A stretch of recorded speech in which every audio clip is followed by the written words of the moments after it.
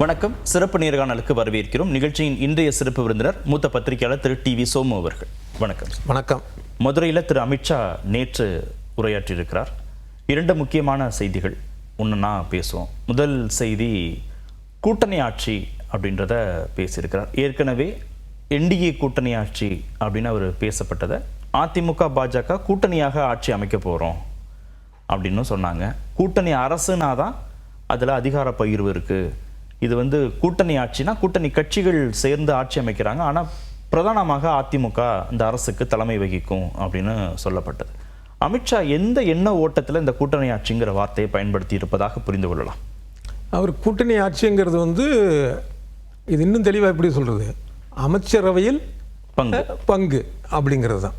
அவர் எந்த அர்த்தத்தில் அவர் எந்த மாதிரியான ஒரு வார்த்தையில் அவர் பேசியிருந்தாலும் அதை இவங்க மற்றவங்க எப்படி அதை மொழிபெயர்த்திருந்தாலும் அந்த அர்த்தம் அதுதான். பாஜக பல மாநிலங்களில் கூட்டணி ஆட்சி அமைச்சிருக்காங்க, அமைச்சரவையிலையும் பங்கு எடுத்திருக்கிறாங்க. இங்கே அதிமுக அதற்கு சம்மதிக்குமா? இவங்களுக்கு சம்மதி என்ன சொல்ல போனால், அதிமுக கூட்டணிக்கே சம்மதிக்காத ஒரு சூழல் தாங்க நிலவுச்சு. ஏன்னா இப்போ அவரே கார் மேலே கார் மாதிரி தான் போனார் வந்தார் அப்படிங்கிற ஒரு விஷயங்கள் இருந்தது. அப்புறம் உள்தரப்பில் பல விஷயங்கள்லாம் பேசுனாங்கலாம் வந்தது. ஆக இந்த கூட்டணி அப்படிங்கிறத அதிமுகவுக்கு எந்த அளவுக்கு ஓப்பானதாக இருக்கிறது அப்படிங்கிற ஒரு கேள்வி இன்றைக்கும் இருக்குது. இன்றைக்கி பார்த்திங்கன்னா 2ஆம் கட்ட தொண்டர்களாக இருக்கட்டும், இன்னும் அவங்கள தலைவர்களாக இருக்கட்டும், தொண்டர்கள் பல பேருக்கும் பார்த்திங்கன்னா இந்த கூட்டணியில் உடன்பாடு இல்லை. அதுக்கு என்ன காரணம் அப்படின்னு பார்த்தா, ஒன்று இவர் சொல்கிற அந்த கூட்டணி அப்படிங்கிற ஒரு விஷயம், இவங்க பாஜக தரப்பில் கூட்டணி ஆட்சி இந்த கூட்டணி ஆட்சி அப்படிங்கிற விஷயத்துக்கு திமுகவோ அதிமுகவோ உடன்படக்கூடிய கட்சி தமிழ்நாட்டில் அந்த மாதிரி நடந்ததும் இல்லை. அதுக்கு முன்னாடி காங்கிரஸ்லேயும் அந்த மாதிரியான இது இல்லை. என்ன காரணம் அப்படின்னா, இப்போ ஒரு போதிய எம்எல்ஏக்கள் இல்லாத ஒரு சூழலில் கூட திமுக தனித்து தான் அமைச்சர்களை வச்சுருந்தது. இதுதான் இங்கே இருக்கிற ஒரு எழுதப்படாத ஒரு விதி மாதிரியான சட்டம் மாதிரியான போயிட்டு இருக்கு. இதை தொண்டர்களை ஏற்றுக்க மாட்டாங்க. இன்னொரு விஷயமும் பார்த்தீங்க அப்படின்னா, வர தேர்தலுக்கு அப்புறம் சென்னை ஜார்ஜி கோட்டையில் காவி கொடி பறக்கும் அப்படின்ட்டு எல் முருகன் பேசுகிறார். இதை எந்த ஒரு அதிமுக தொண்டராவது இல்லை 2ஆம் கட்ட தலைவராவது இல்லை தலைவராவது, அதாவது எடப்பாடி பழனிசாமி சொன்ன பொதுச் செயலாளர் தலைமை பொறுப்பில் இருக்கக்கூடியவர், இதை ஏற்பாங்களா? இப்போ எல்லா கட்சிகளும் அப்படி பேசக்கூடிய கட்சிகள் தானே கூட்டணியில் இருக்கிறங்கிறதுனாலேயே. பாமக ஆட்சி அமைக்கும் 2026லன்னு பேசுவாங்க. தேமுதிக விஜயகாந்த் ஆட்சியை நாங்கள் அமைப்போம் அப்படின்னு அவங்க பேசுவாங்க. மதிமுக அப்படி பேசியிருக்கு, திருமாவளவன் அப்படி பேசுகிறாரு. ஏன் பாஜக பேசும்போது மட்டும் அதிமுக தொண்டர்களுக்கு சந்தேகம் வரும்னு சொல்கிறீங்க? அது மற்ற கட்சிகள் இப்போ திமுக கூட்டணியில் இருக்கக்கூடிய கட்சிகளில் விசிக்கு மட்டும் ஒரே ஒரு தடவை அவர் அந்த மாதிரியான ஒரு போக்குக்கு லைட்டாக அப்படி போயிட்டு அப்படியே யூட்டர்ன் அடித்து திரும்பி வந்துட்டார். நான் அந்த அர்த்தத்தில் சொன்னேன், இந்த அர்த்தத்தில் சொன்னேன். பொதுவாக கூட்டணி அமைகிறதுக்கு முன்னால் சொல்லுவாங்க, நாங்கள் மட்டும் எதுக்கு கட்சி வச்சு நடத்துகிறோம், நாங்களும் ஆட்சிக்கு வரதுக்கு தான் இருக்கோம், நாங்களும் முதலமைச்சர் தான். ஆனால் ஒரு கட்சியோட பைண்ட் ஆகிட்டாங்க, ஒரு கூட்டணி இருக்குன்னா அப்போ பேச மாட்டாங்க. அந்த மாதிரி எக்குத்தப்பான சில கேள்விகளை எதிர்கொள்ளும் போது கூட பார்த்தீங்கன்னா அப்படி போயிட்டு யூட்டர்ன் அடிச்சிடுவாங்க. நம்ம திருமாவளவன்ட்ட கூட நம்ம அதை பார்த்தோம். அந்த மாதிரியான ஒரு சூழல் இருக்கும்போது இவங்க இப்போ தான் கூட்டணியும் மறுபடி அமைச்சிருக்கிறாங்க. அமைச்ச நேரத்தில் போய் கூட்டணி அரசு அப்படிங்கிறத சொல்கிறதும் எதிர்பார்க்காத ஒரு விஷயம். அதே மாதிரி கோட்டையில் காவி கொடி பறக்கும் என்ன அர்த்தம், கூட்டணியை தாண்டி முதலமைச்சரே பாஜக முதலமைச்சர்னு சொல்கிற மாதிரி இருக்கு. ஒடிசா டெல்லியில் ஆட்சியை பிடித்தது போல பாஜக தமிழ்நாட்டிலும் ஆட்சியை பிடிக்கும்னு வேற சொல்றாங்க. அந்த வார்த்தை வேற வருது. அப்ப இவங்க ஒரு மேஜர் பங்கு வகிக்கக்கூடிய கட்சியாக அதிமுக இருக்குமாங்கிற கேள்வியே சந்தேகமே. அதாவது மக்கள் ரீதியான செல்வாக்கு பாஜகவா அதிமுகவானா அதிமுகவுக்கு தான். அதே மாதிரி ஒரு தனித்து 2 கட்சி ஒரு பேச்சுக்காக சொல்லலாம். இன்னும் கூட யாருக்கு அதிக வாக்கு வரும்ங்கிறது எல்லாருக்கும் தெரிஞ்ச விஷயம்.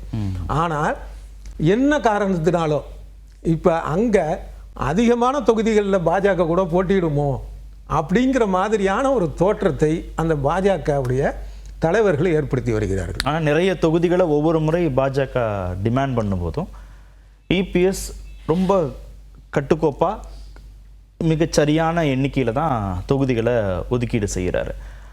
இவங்க ஆட்சி பொறுப்புல பங்கு, அதிகாரத்துல பங்குன்னு கேட்கக்கூடிய அளவுக்கு தங்களுக்கான தொகுதிகளை எண்ணிக்கையை குறைச்சிக்கிட்டு கூட இபிஎஸ் பாஜகவுக்கு இந்த முறை வாரி வழங்க வாய்ப்பு இருக்கா என்ன? இல்லை அந்த மாதிரி இல்லை, அந்த மாதிரியான ஒரு தோற்றத்தை இவர்கள் ஏற்படுத்துகிறாங்க. இதை இவர் அனுமதிக்கிறதே பெரிய மைனஸ் தானே. இதுவே இவங்க கூட்டணிக்கு வந்து, அதாவது அரசியலில் முதல்ல வாழப்பாடி ராமமூர்த்தி அவர்களை பேட்டி எடுத்தப்போ அவர் சொன்னார், 2-2-4ங்கிறது வந்து கணிதத்துடைய அது 2-2-22 ஆகலாம், 2-2-0 ஆகலாம், தான் அரசியல் அப்படின்னு. இப்போ என்ன ஆகும்னா ஒரு மைனஸான ஒரு சூழல் பார்த்தீங்கன்னா, இப்போ அதிமுக தொண்டர்கள் வந்து பாஜகவுடைய கூட்டணியினாலேயே இதுக்கு ஓட்டு போடுறதுக்கு வேண்டாம்னு நினைக்கக்கூடிய ஆட்கள் கூட இருப்பாங்க. அந்த அளவுக்கான ஒரு, ஏன்னா இவங்களுடைய பேச்சும் நடவடிக்கையும் இந்த கூட்டணிக்கு உகந்ததாக இல்லை. அதிமுக பலவீனப்பட்டு பாஜக கொஞ்சம் அப்பர் ஹேண்ட் எடுக்கிற மாதிரி ஒரு தன்மை. இது எப்படி ஒரு வாய்ப்பாக அமையறதுக்கான ஒரு சூழல் அப்படின்னு நம்ம ஒரு கணிப்பு அப்படின்னா, பீகாரில் நடந்த மாதிரி. இப்போ நிதிஷ்குமார் கட்சியோட கூட்டணி வச்சுருந்தாலும் இன்னொரு கூட்டணி என்டிஏ இருந்த இன்னொரு கூட்டணி கட்சியை நிதிஷ்குமார் கட்சி எங்கெங்கெல்லாம் போட்டிடுதோ நீ அங்கே மட்டும் போட்டியிடு. சிராக் பாஸ்வானை சொல்கிறேன். ஆமாம், என்ன ஆச்சு? தேர்தலுக்கு முன்னாடி வரைக்கும் நிதிஷ் கட்சி பெரிய கட்சி, தேர்தலுக்கு அப்புறம் பாஜக பெரிய கட்சி. அந்த மாதிரி அதே மாதிரி பார்த்தீங்க அப்படின்னா, இப்போ அதிமுக எடப்பாடி பழனிசாமி அவர்களோட சேர்ந்து அமித்ஷா அவர்கள் பேசுகிறாங்க, கூட்டணி அறிவிக்கிறாங்க. அந்த நேரத்தில் பாஜக தரப்பில் என்ன சொல்கிறாரு? அதிமுகவுடைய உட்கட்சி விஷயத்தில் தலையிட மாட்டோம். சரி, அதே நேரத்தில் அமமுக ஓபிஎஸ்லாம் வந்து வேண்டிய கூட்டணியில் இருக்குங்கிற மாதிரியான தகவல் தான் சொல்கிறாங்க. இப்போ நேற்று கூட வந்து ஓபிஎஸ்ஸை பார்த்துட்டு வந்து அதிமுகக்குள்ள ஓபிஎஸ்க்கும் டிடிவிக்கும் உரிமையை பெற்றுக் கொடுப்பதற்கு பாஜக உதவி செய்யாது, ஆனா என்டிஏ கூட்டணியில அகாமடேட் பண்ணி இருக்கு. அதுவே வந்து அதிமுக எதிரான விஷயம் தானே, அதாவது எடப்பாடி பழனிசாமி அவர்களுக்கு எதிரான விஷயம் தானே. ஆனா நம்பி வந்தவங்கல்ல, பாஜகவை நம்பி வந்தவங்க 2 பேரும் அவங்கள கைவிட முடியாதுல்ல பாஜகனால. இப்போ இந்த ஒரு விஷயம்லாம் வந்து அரசியலில் பார்க்கறது இல்லையா யார்? ஒன்று. இன்னொன்று, இப்போ திமுக தான் வந்து அந்த கூட்டணியில் ஒரு மேஜர் பார்ட்டி, அவங்க தான் வந்து தலைமை, திமுக தலைமை. அங்கே இந்த மாதிரி ஏதாவது ஒரு கட்சி சொல்ல முடியுமா, உங்களுக்கு அவங்கள பிடிக்கலாம் பரவாயில்ல, நாங்கள் வச்சுக்கிறோம் எங்கள் கூட்டணியில் அப்படின்னு சொல்ல முடியுமா? அது எப்படி நடக்கும்? எங்களுக்கு தர சீட்டுல நாங்க பிரிச்சு கொடுத்துக்கிறோம் அப்படின்னு அதை கூட அனுமதிப்பாங்களா அவங்க? நீ அகில இந்திய கட்சியாக இருக்கட்டும், ஆட்சியிலேயே கூட இருக்கட்டும், காங்கிரஸ் ஒரு பேச்சுக்கு சொல்றேன் இருக்கட்டும், அப்படி இருந்தால் கூட இவங்க அனுமதிப்பாங்களா? ஸ்டேட்ல நாங்க தான் கேப்டன், எங்களுக்கு அவங்களுக்கு ஆகாது, அவங்க வேண்டாம் அப்படின்னா அவ்வளோதான். இபிஎஸ் சொல்றத திரு அமித்ஷா வந்து கேட்டிருந்திருக்கணும். அந்த மாதிரி தானே நடக்கும். அதுதானே வந்து ஒரு மாவட்டத்தில் வந்து மாநிலத்தில் வந்து அகில இந்திய கட்சியாக இருந்தாலும் கூட தனக்கு செல்வாக்கு இல்லாத ஒரு மாநிலத்தில் அங்கே செல்வாக்கு இருக்கக்கூடிய மாநில கட்சி சொல்றது தானே கேட்கும். இல்லை 21ல் கேட்டாங்க தானே, 21ல் டிடிவியை கூட்டணிக்குள்ளே கொண்டு வரலாம் அப்படின்னு திரு அமித்ஷா இறுதி வரை ஒரு தனியார் ஹோட்டலில் வச்சு வலியுறுத்தினதாகவும், ஆனால் ரொம்ப உறுதியாக திரு இபிஎஸ் வந்து அதற்கு மறுப்பு தெரிவித்ததாகவும் தானே செய்திகள்லாம் வருது. அப்போ 21ல் திரு இபிஎஸ் உறுதியாக தானே இருந்திருக்காரு டிடிவியை கூட்டணியில். இப்போ அப்படி உறுதியாக இருக்க முடியாத அளவுக்கு என்ன நெருக்கடி அப்படிங்கிறது தான் நம்மளுடைய ஒரு கேள்வியாக இருக்கு.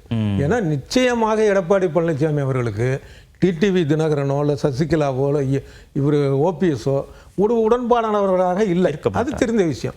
அதை தாண்டி இவர் மௌனமாக இருக்கிறது. இப்போ நேற்று கூட வந்து அரக்கோணத்தில் பேசியிருக்கிறார் ஒரு திருமண நிகழ்வில், அதிமுக ஆட்சி அமைக்கும் அப்படின்னு தான் எடப்பாடி பழனிசாமி அவர்கள் பேசியிருக்கிறாங்க.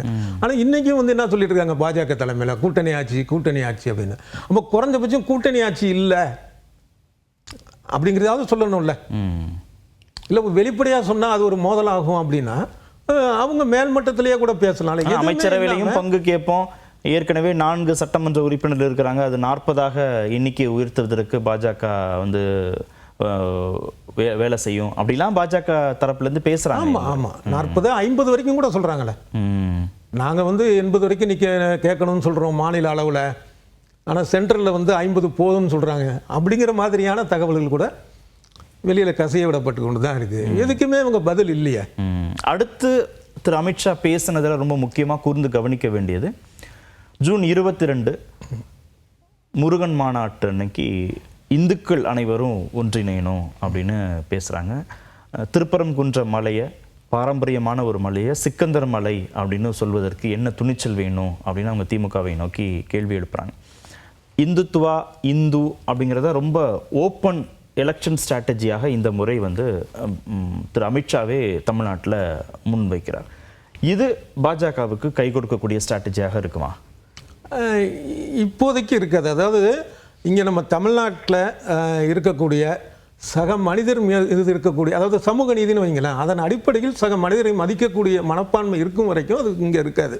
ஆனால் அது தொடர்ந்து நீடிக்குமான்னு தெரியாது. ஏன் அப்படின்னா, ஒரு மனிதனுக்கு விஷத்தை கொஞ்சம் கொஞ்சமாக கொடுக்க அவன் மாறினானா வட இந்தியாவில் இருக்கிற மாதிரி அங்கே அயோத்திக்கு அடிச்சுக்கிட்ட மாதிரி இப்போ இன்றைக்கி நமக்கு நல்லா தெரியுது அது மாதிரியான பிரச்சனைகள் வேண்டாம் அப்படின்னு. இங்கே இந்துக்கள் சொல்கிறாங்களே, திமுகலே 80% இந்துக்கள்னு சொல்கிறாங்க. அதே நேரத்தில் ஒட்டுமொத்தமாகவே இங்கே வந்து இந்துக்கள் தான் அதிகம். அதில் வந்து அந்த மாதிரி சண்டை போடணும்னு நினைக்கிறவங்க எத்தனை பேர் இல்லையே. ஆனால் அந்த சதவீதத்தை தான் அதிகரித்து இங்கே ஒரு பிரச்சனையை உண்டாக்க நினைக்கிது பாஜக. இல்லை, ஒன்றிணைணும் தானே சொல்கிறாங்க. இந்த ஒன்றிணைணுங்கிறது சரி, அப்படி ஒன்றிணைணும் அப்படின்னா முதல்ல நீயே என்னை ஏற்றுக்க மாட்டேங்கிறிய. கோயிலுக்குள்ள வந்து ஒன்றிணைணும்னு சொல்றது வேற, சிறுபான்மை மக்களுக்கு எதிராக ஒன்றிணைணும் அப்படின்னு சொல்றது வேற.